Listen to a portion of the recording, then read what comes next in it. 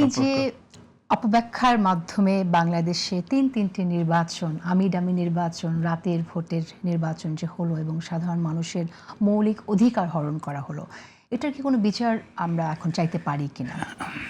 এটা আপনি আইনজ্ঞদেরকে জিজ্ঞেস করতে হবে। এটা তো এক অর্থে বিচার হয়েছে, তারা বিতাড়িত হয়েছেন, এবং এটা এটা একটা চারটিখানি কথা নয়। স্পেসিফিক এই অপরাধের, এই যে আদালতের একটি রায়কে ভুল ব্যাখ্যার মধ্য দিয়ে যে মানুষের অধিকার হরণ করা,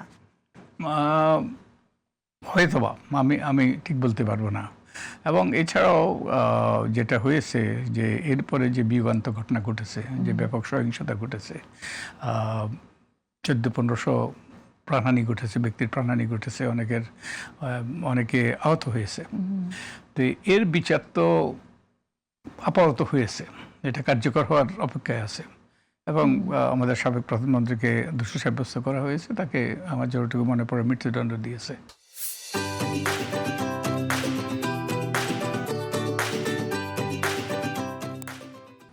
তো তিনি বিতাড়িত হয়েছেন এবং এরপরে মৃত্যুদণ্ড পেয়েছেন, অবশ্য অন্য অপরাধে।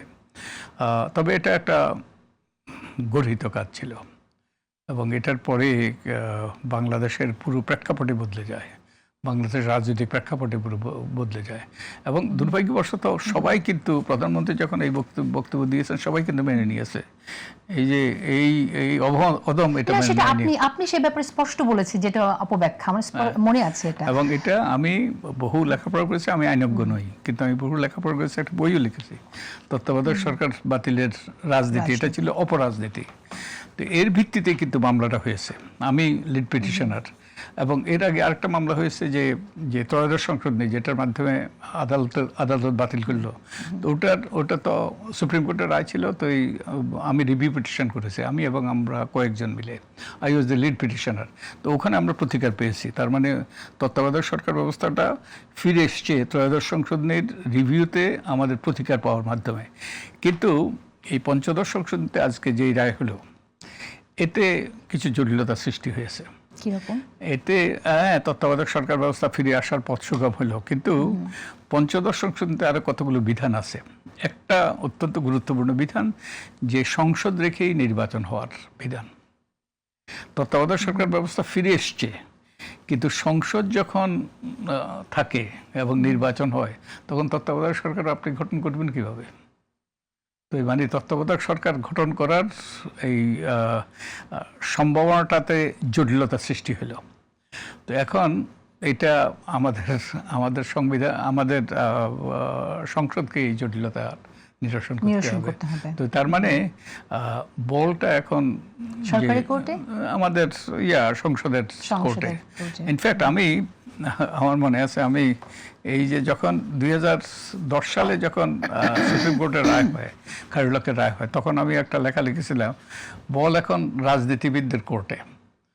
তো এখন আরো সুস্পষ্ট, রাজনীতিবিদদের কোর্টে, কিন্তু এখন সংসদের কোর্টে। কারণ এখন তিনটা, এই তত্ত্বাবধায়ক সরকার ব্যবস্থাটা কিভাবে ফিরে আসবে, আমি প্রায় নিশ্চিত বলতে পারি তত্ত্বাবধায়ক সরকার ব্যবস্থা ফিরে আসবে। কিন্তু কিভাবে ফিরে আসবে, এটা তো একদিকে ত্রয়োদশ সংশোধনের মামলার যে রিভিউ পিটিশনের আমরা প্রতিকার পেয়েছি, তত্ত্বাবধায়ক সরকার ব্যবস্থা যেভাবে ছিল এইভাবে আবার ফিরে এসছে। বাট পঞ্চদশ সংশোধনীতেও ফিরে এসছে, কিন্তু জটিলতা কখন, এটা তো মানে গঠন করারই গঠন করাই যাবে না, সংসদ কার্যকর থাকে। হ্যাঁ, সংসদ, ওই যে নির্বাচন হবে, সংসদ বহাল থাকা অবস্থায়। আর আরেকটা হইল যে আমাদের রাজনৈতিক দলগুলোর সাথে যে সংলাপ হয়েছে আমাদের, যে ঐক্যমত্য কমিশনের, সেই সংলাপের মাধ্যমে কিন্তু আরেকটা ফর্মুলা এসছে। তো এখন যে আদালতের একটা রায় আছে, যেইভাবে ছিল এইভাবে ফিরে আসার, আরেকটা রায়ে জটিলতার সৃষ্টি হলো, আজকে যে রায়টা হলো পঞ্চদশ সংশোধনী। এবং একই সাথে যে আমাদের যে কনসেনসাস কমিশন, ঐক্যমত্য কমিশনের সাথে যেই ঐক্যমত্য হইল, সেখানে আরেকটা ফর্মুলেশন। তো এখন আমাদের সংসদকে এগুলো ডিসাইড করতে হবে যে কোনটা আসলে গ্রহণ করবে, সেটা আমাদের সংসদের দিকে তাকিয়ে দেখতে হবে।